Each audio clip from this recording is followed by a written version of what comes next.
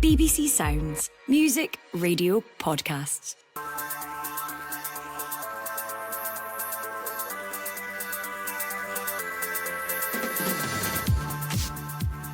Hello and welcome to the Scottish Football Podcast, bringing you all the news, all the views, all the analysis you need from our beautiful game. It's Friday the 7th of February. I'm Phil Goodlad, and thank goodness it's Scottish Cup weekend.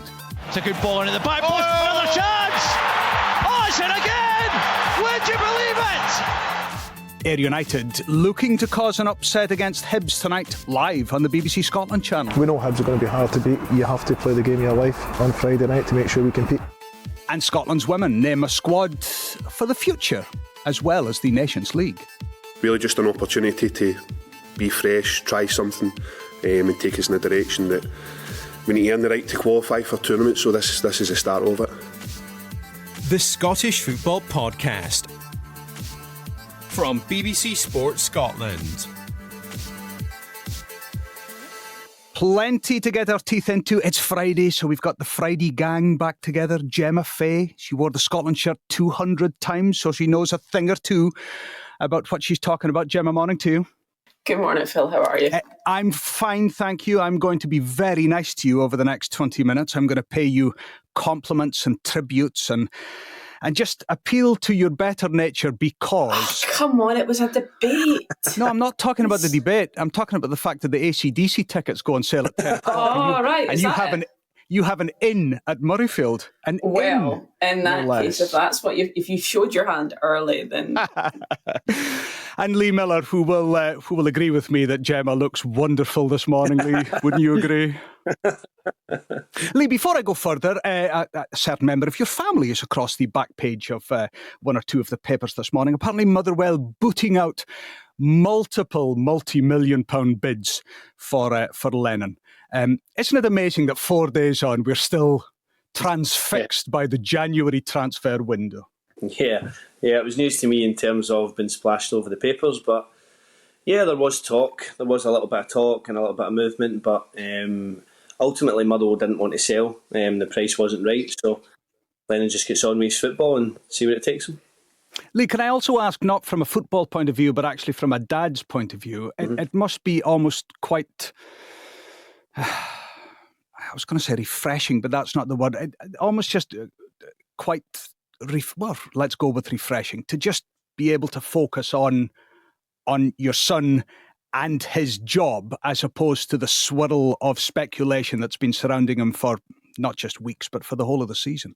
Yeah, but that's the thing with Lennon, no disrespect, he's been targeted from since he was 14. Teams are trying to take him, so just try to keep him right in terms of where his head isn't hard because he just loves playing football. Lennon just wants to play football. He's injured. Well, he was injured for a spell there, but that's him back training, running, getting involved in training. So hopefully he'll be back training next week. And that's all he wants to do is play football and get himself super fit and then see where it takes him, really. Right, let's get into it then. Gemma Fay, let me give you the floor. Point to me of the 8 matches over the next 4 nights. Point to me where the shock is going to happen in the Scottish Cup. Oh, where the shock is going to happen in the Scottish Cup. It's a toughie. You could... Do you see the game at McDermott Park tomorrow? It's not. I don't think that's a shock. I think we're winning it. We're on a roll. We're on a winning streak. St Johnstone, I think, are on a winning streak. Hamilton, very similar position to us. Hamilton haven't won since they beat Musselburgh in the Cup. So I think everybody's looking at that and thinking that could be a slip. I think that's okay. I'm happy with that. I was looking at Aberdeen and Dunfermline, actually. I went. Gemma. Yeah. I went. I was looking at that. Like, Aberdeen still haven't won since November 9th. Right, well, they beat Elgin in the last round. Other than beating Elgin, you yes. have to let me finish, Phil. We discussed this last week. Gemma, you look so nice this morning. You talk so well. So I actually think, even though Dunfermline was sitting 8th in the Championship, a bit of a kind of mixed form, I think that one could throw up a cup upset, just in terms of where Aberdeen are. Would that be a big upset, considering the cataclysmic run that Aberdeen are on right now? I still think for Aberdeen, who's currently still sitting fourth in the Premiership, to be beat by Dunfermline, who are sitting eighth in the Championship, yes, that's a cup upset. Yeah, that's exactly where I went. It's been branded the Jimmy Calderwood derby. I'd love to get up to it, but unfortunately I've got other things on. I think Tidser will have his team fired up for that game, and obviously Aberdeen aren't doing particularly well. It's worrying. I think the fans will be. I've spoken to a few fans recently, and they're like not even bothering getting up, to be honest, because they're worried about a cup upset. So this is Aberdeen fans not going? Yeah. Which is disappointing because Aberdeen fans are tremendous when they're obviously doing well, but they don't seem to be doing well recently, and that's the one I was looking at. I thought maybe tonight possibly Ayr United Hibs. Ayr United are going well, but Hibs are a good side.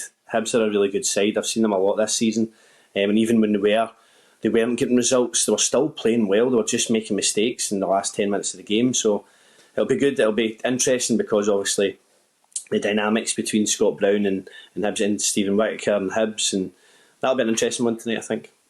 Lee, it's almost like you read the script and knew exactly what we were going to do next because, Scott Brown and Stephen Whittaker have been speaking to James McFadden this week in the build-up to tonight's game. Is that like we used to? You've been the brains. I wouldn't say that. The one that maybe needs calmed down a wee bit. Aye, I think that's a good balance, and to be fair, I've seen him lose his stuff a few times, but I'm probably the one that's a wee bit more 0 to 60, but I've been more chilled recently, haven't I? I'm still a wee bit excitable. I've got a lot of energy that I want to burn and want to use, and I enjoy coming in. I really do. I enjoy coming into the environment, with the chairman, with Graham as well having those side of the meetings, but also taking training and making sure that everything's organised, everything's sorted. And the wee weird ones that throw you is somebody phoning out in the morning or turning up to training and feeling their hammy after the first 5 minutes, and we're looking at each other going, what one's joining in?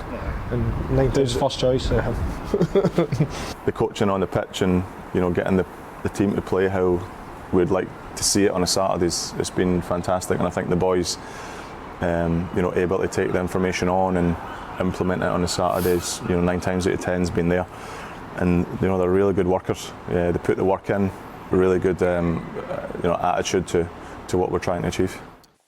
I love it when we get players who are relaxed and they let their guard down because they're speaking to another former pro, and I just think you get that little bit extra from them. I just love the idea, Scott Brown and Stephen Whittaker speaking about who's the brains of the operation, who the brawn is. I mean, actually, we're speaking about the leaders of the Championship up against the Hibs team that I know they're flying, they're 10 unbeaten, but they were struggling. Again, Gemma, could we be looking at the point, get the pointer out to have a look at a cup shock at Somerset Park? But I don't think that would be a cup shock. I think that you've just pointed out the fact that a Championship side beating a Premiership side, top of the Championship, who are flying. I think that the form that Ayr United are in, the way in which they're playing, I think it's absolutely the tie of the round. I would have this as the tie of the round, just in terms of the form that both teams are in, and also in terms of the job that David Gray has done, which is the role reversal in terms of Aberdeen. They've kind of switched places, haven't they? So I think what's exciting about this game is you've got two young managers who played together sort of in the same era, who are coming together, and you've got two teams who are bang in form, playing really good football. It's like a clash, and I think that's the exciting thing about this game. And yes, it's a Championship team, and yes, it's Premiership. But I think in terms of the quality of what both teams are doing right now, I think it's anybody's game. Somerset Park, I used to play for Ayr United. It's not the funnest place to go to. It's no, not at all. So it's a tiny little bit of a leveler there. But I actually can't call that game. I can't call it. Because my predictions are spot on, Phil. Well, Gemma, given that the AC/DC hotline opens shortly, your predictions are spot on. You're just always great. I don't know whether it's playing back to back home in Shetland or where my wife is from in Stonehaven, but every time I hear an interview with somebody at Ayr United and I hear those seagulls, there's something just warm and fuzzy about the whole thing. And yes, let's get into There's the stereotype. not much warm and fuzzy about playing at Somerset Park on a Friday night. well, let's get into the stereotype of that, because will that count for Ayr tonight? I mean, it's bitterly cold down here in the Central Belt this morning. It's forecast to be the same tonight. And Ayr have something about them this season under Scott Brown. Yeah, I think it will. The surroundings will play a part. Ayr United are good at home. Everything about it is got a real good cup tie feeling. I'm looking forward to watching the game tonight and seeing what direction it goes in. But it's one of them where we're bigging it up, and I hope it's just not a 0-0 and they cancel each other out. I hope there's goals, I hope there's excitement, which I think there will be. Yeah. Live tonight, the BBC Scotland channel, a 0-0 game, boring as can be, between Ayr United and Hibs. No, it's live tonight. Jonathan Sutherland and the sports scene team with you. Looking at tomorrow, 4 matches. Dundee Airdrie jumps off the page for me, probably because of Dundee for the second time in 4 days shipping 6 without reply, and really in that second half at Celtic Park looked pretty average, which, fair play to them this season, is not something you can often level at Dundee, who've been good for the majority of it. Look, I think we need to take that Celtic game a little bit in isolation. I know it's a nice little round to ship 6 against Hearts and then ship 6 against Celtic. I think any club would have struggled to not ship many goals to Celtic in the form that they were in. I think that it does jump off the page, probably more because Airdrie have put a couple of results together in the last couple of weeks. If they hadn't done that, you would say that it wouldn't be a comfortable win, but you'd definitely back Dundee for it. I think because of the results that Dundee have had the last couple of weeks and the results that Airdrie have had in the last couple of weeks, it makes it a bit more of a tasty tie. But Airdrie are still stranded at the foot of the Championship, haven't had a great season. But it's the Cup, and it's the beauty of the Cup, and anything can happen in the Cup. Lee, I'm not going to ask Gemma this, even though she's so brilliant and her answers are fantastic. And that... probably. See, if I don't get a ticket for my girl, there's going to be some trouble at Goodlad HQ. St Johnstone Hamilton, Lee. Forgive me for being lazy and stereotype when it comes to a cup run, but if you'd have said a few weeks ago that St Johnstone would spark into life with a cup win over Motherwell and now take on Hamilton, there are vibes of a certain time not that long ago, is there not, when St Johnstone, against all the odds, went on their own little cup run for the second time of a season and picked up the cup. Now, I'm not saying St Johnstone are going off to win it, but if they win this weekend and get into the quarter-finals, there's momentum building there in the competition. Yeah, there is. I've seen St Johnstone a few times this year, and Simo Valakari tries to play. I think they'll have far too much for Hamilton. Hamilton aren't on a great run just now, with a few bad results. And St Johnstone, obviously, have got a little bit of momentum, like we've spoken about. I think that'll be pretty straightforward for St Johnstone. I think they'll have too much for Hamilton then. Gemma, you have a wry smile on your face. I was just thinking in my head, watch this space, Hibs 2.0. 10 unbeaten, we're going for it. Livingston Cove Rangers, when the draw was made, I was slightly disappointed initially because there was only one dust-up between lower league sides. That means that we will only be guaranteed one lower league side in the quarter-final draw. But Livingston Cove Rangers, is that too close to call? In terms what Livingston Cove? Oh no, Livingston are good. Livingston are good. I watched them against Falkirk the other night, and they know how to get the job done. David Martindale have them well up for that game, and they've went on a little bit of run as well. I think they've just got a bit about them. They've got a real unity, a real togetherness about them. When I watched them the other night, I was really impressed because Falkirk are an excellent side, but they couldn't cope with Livingston being in your face and slowing the game down. And it's a proper, what you would call a Livingston side that I played in many years ago. Davy's got them well drilled and they understand each other's role. I think they're good. I think they'll not comfortably win that, but I think they'll see that through. Gemma, I thought that Lee would be sitting more on the fence with that. Maybe he, with Livingston, feels something that I don't. I look at that and I think that's in the balance. I don't. I'm with Lee on this one. I look at it and I think that Livy, they went up. They went up north. They beat Ross County in their own patch, which is not easy to do in the last round. They're 2 points off the top of the championship. They're in that 3-horse race for the championship.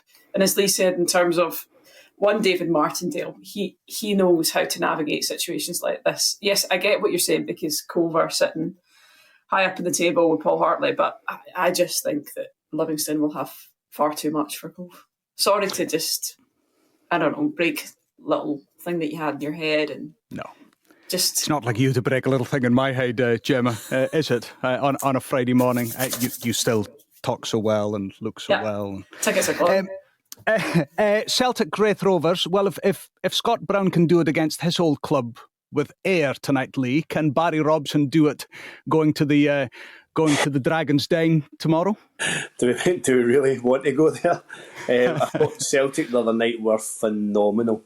If they turn up and play like that, and I know obviously they'll make a few changes because of the week ahead they've got, they were breathtaking the other night, and they've got so many options they can just throw in there. Barry Robson will go there and try and have a game plan and try and disrupt things, and I think he'll probably try and play, but when you try and play against Celtic you will get punished, and they were just that was one of the best performances I've seen. And Dundee were actually, it's hard to say because you get beat 6-0, they weren't actually that bad. They had first half they were good. They had decent enough shape about them, they defended relatively well, but Celtic were just clinical, and the goals that they scored were absolutely top drawer. So if Celtic produce that, they will run over the top of Wraith Rovers. We've touched on Aberdeen Dunfermline. A word on Rangers Queen's Park. I'm speaking to a few fans on Good Morning Scotland later this morning, and the Queen's Park fan that I had lined up, he said, everybody speaks about having a day trip to Hampden in the Scottish Cup. It's like, for us, we've been there, we've done that. Anything at Ibrox for the Spiders, Gemma? I don't think so. I don't think it'll be as clean cut as a Celtic versus Wraith. There might be a sticky moment because there's always a sticky moment with Rangers, let's be honest. But I think they'll be okay. I think they'll get through that. And Monday night, the fifth round gets rounded off by St Mirren against Hearts, also in front of the BBC Scotland channel. Lee, that's close again. And actually, I know that we're speaking about Ayr Hibs being the tie around. St Mirren Hearts are close. Yeah, that'll be a tasty fixture, especially at St Mirren. I think Hearts off the back of their 6-0 away to Dundee. They're starting to really get a wee bit of momentum and starting to fire, and you've got your Shankland, your Spittle, are contributing so much more. I think they've got a decent balance about them now, but St Mirren will make it tough for them. St Mirren will make it a tough game. I don't think that's one you couldn't call. We're calling all the other ones, they're saying pretty comfortable, but that's definitely a tie I don't think you can call. So let me just go through it again. Ayr United Hibs, would you both go for tonight? I think what we said was spectacular score draw that gets taken to fantastic extra time, and it's 13-12 in penalties was what we said to one of them. Dundee Airdrie, Lee, who do we go for? Yeah, I think Dundee will be hurting off the back of the 2-6-0, so I think they'll win that. They'll have a point to prove to their fans and to Tony Docherty, and I think they'll steamroll Airdrie. There you go. Gemma, you went for Livingston over Cove Rangers. What about the Mighty Saints against Hamilton? I mean, is that even a question, Phil? Of course it's okay. Celtic Wraith, Lee? Yeah, comfortable. And a few young boys playing as well. Aberdeen Dunfermline that we touched on a little earlier. That's the lunchtime kick-off. I mean, that could just spark the whole fifth round into life, could it not, at Pittodrie?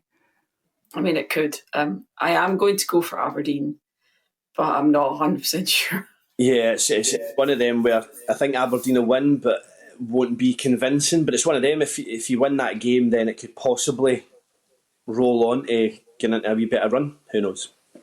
And you've both gone for Rangers. Finally, on to Monday night, St Mirren Hearts. Gemma? So this is interesting. I think looking at who St Mirren have for the next 3 games in the league, Hibs, Rangers and Hearts, and bearing in mind they've only won 1 and 6 in the league, I think St Mirren need to win. I think they need to win. I think Hearts edge it. They're in a good wee roll. I like the way they're playing. I like what they're all about. Yeah, I think they just edge it. As usual, I've written these all down. As usual, Gemma Fay will be 100% accurate in all those predictions, and anything she says really is just absolutely 100%. We've got 2 hours to go until this AC/DC tickets line. Before we go, Gemma, I just wanted to touch on the women's squad that was named yesterday. It's my spidey senses feeling that this is a brave new era, and that Mick McArdle has either been handed the keys to the castle or been told, listen, you do what you think for the next couple of games. So, yeah, I know that Mick McArdle's thought of highly within the Scottish Football Association. He's in it as an interim manager. And I think that he will throw his hat in the ring for this. So I would see this as an audition in terms of this is what I'm about. This is the direction I think the team should go in. And I'm not afraid to make those changes, because he's made some significant changes in terms of taking a lot of experience out of the team and bringing a lot of young players through. So some of the changes, 1 or 2 surprised me, others didn't.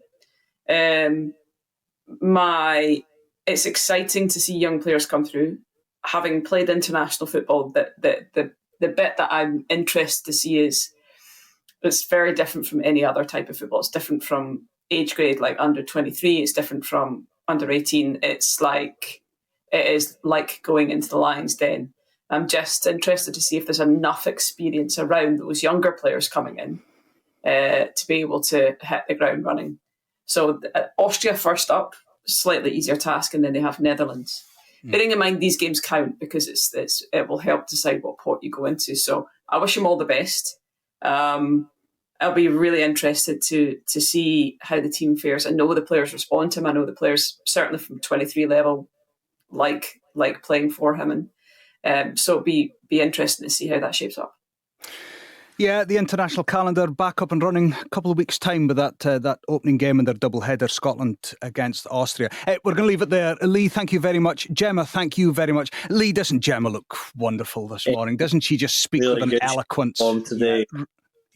It's so informed. How many? Informed. How many? Lee, how many tickets are you in for AC/DC? Probably about 5 or 6, I think. Yeah. Oh, easy tiger. Gemma, we'll take this offline, but continue praising you to the hilt.